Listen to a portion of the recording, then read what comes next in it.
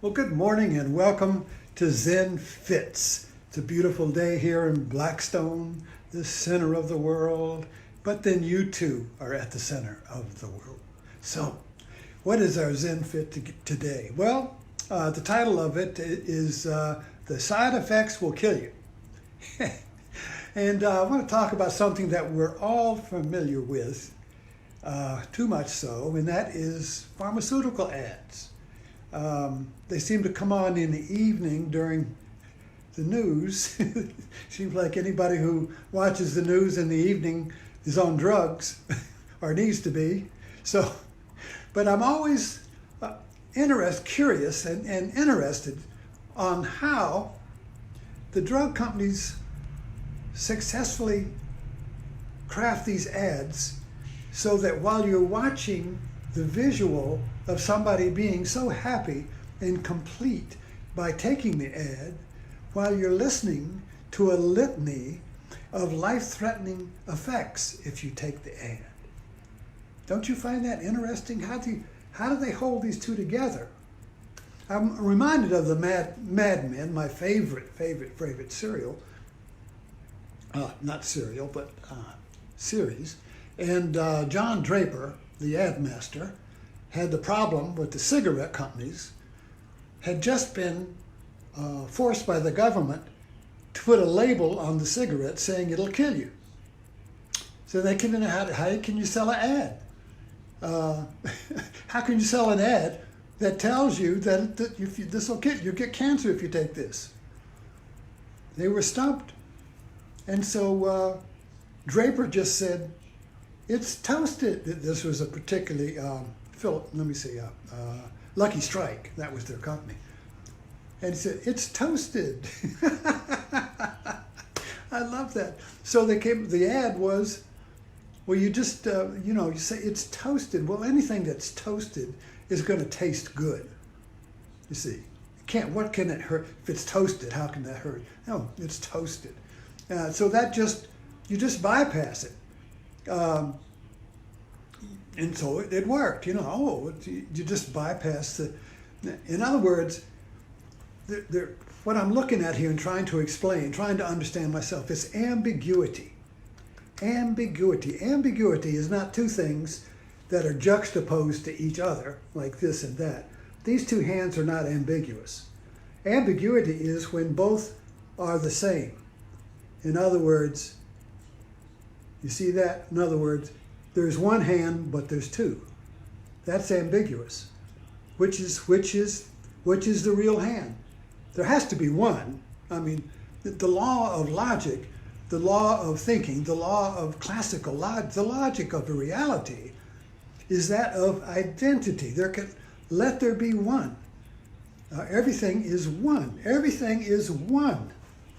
Think of that. Everything is one, okay? This cigarette lighter is what it is. It's not a pencil at the same time. In other words, only if you're in a dream, then you can open this up and it might be a peanut box or something, and peanuts will come out of it or something. In other words, everything can be anything in a dream. But in reality, under our rules of logic, which was a logic of Greece, of form, everything is what it is. This is a cigarette lighter, and it is not anything else at the same time, you see. So we just assume that. Everything is what it is. Unless you're into art, unless you're into digital manipulation, this is what's changing our reality right now, is that anything can be anything. But the point we're looking at here is how do we deal with this ambiguity when you have two opposites that are one, yet they're still two. But you have to choose one. That's the point. That's the dilemma. There's no ambiguity is not a problem unless you have to choose. If you got to, like the woman who's got two men and two suitors, right? This one's always a doctor. Oh, this one is an engineer, and this one's got all that, and this one's got all that, and well, I don't know which one. They seem to be one, but there's two. Both of them are Mr. Right, but I have to choose one. That's a dilemma. You see, when you have to choose something that's ambiguous, you can't choose because they are both the same thing, yet they're different. That's impossible. Yet it is, you see. That's the dilemma of ambiguity. And that's why it creates terror in the mind when something is ambiguous. We have a panic attack when we fall into an ambiguous situation. I can't choose. And when you can't choose, you see, you have no control. In fact, you don't even exist. We exist because we can choose. This starts out with children, what do you want what flavor of ice cream do you want? Choose, you see. Well, a lot of times that's ambiguous because it's not just all ice cream.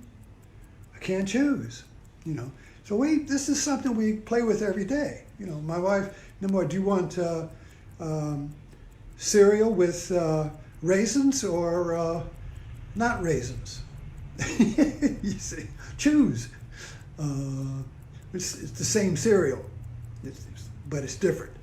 Anyway, I digress. But the point is, these little dilemmas happen all the time. And the point, they create anxiety. They create stress. Because stress is when you can't choose. You don't know what to do. What should I do? Should I go to work? Should I stay home? I don't know. I'm starting to talk a little Jewish here because I've been watching The Marvelous Mrs. Maisel, which is a satire on Jewish culture in a way. Anyway, so this whole idea here of the pharmaceutical ad creates an ambiguity. This drug is good. This drug is bad. This drug will save your life. This drug will kill you. Now those are opposites. Is it good or is it bad? I don't know. It's the same drug, but you got to choose. You got to choose. So the thing is, the ads, they demonstrate the power of the visual sense, which is the eye, form, over auditory, oral. Now imagine that if they switched the ad, and you saw somebody in the hospital all full of tubes from the side effects of taking the drug, but this nice voice was telling you how happy and joyous and healthy you will be if you take the drug. So this switches the senses. Nobody would buy the drug. Because, look, I see myself. Look, you're going to be in the hospital if you take this. I don't care what the guy's saying it's going to be. But flip it, you see, and you see somebody joyously healthy and running around with the kids and all of that, and while that's going on, you hear all these side effects that are going to kill you. You don't even hear them. You choose the visual. Because you have to choose. You see, you can't have them both. But you see that when you see this is the point. That this is Zen. This is the Zen fit. So the Zen fit is when you see both at the same time. And when you see both at the same time, and you can hold it, insight happens. When insight happens, you see the whole ad. You see both sides of it. It's both good and bad, you see. Because if you don't have a Zen fit, you just think it's good. You just think, oh, I want that, and you go buy that. You have a compulsion to buy that because you want to be happy like those people. You want to be complete like those people, you see. It's not about drugs. It's about being happy. It's not about what the drug's going to do for you. It's about being like those people and being complete. Because I don't feel that, you see. I feel I need something. I need a drug. I need to be happy. I'm incomplete. You see. And they're complete. They're fulfilling their dreams. So I want that, you see. So in order to get that, I'll take the drug, you see. And then you get the side effects. So this whole idea of ambiguity is both creates anxiety when you can't choose. So you have to choose. So of the two, the side effects or the happiness, when the happiness is presented visually, you're going to choose that. You're going to choose the visual over the audio. over the ear, you see, because the visual is a stronger sense. What we see is more real than what you hear.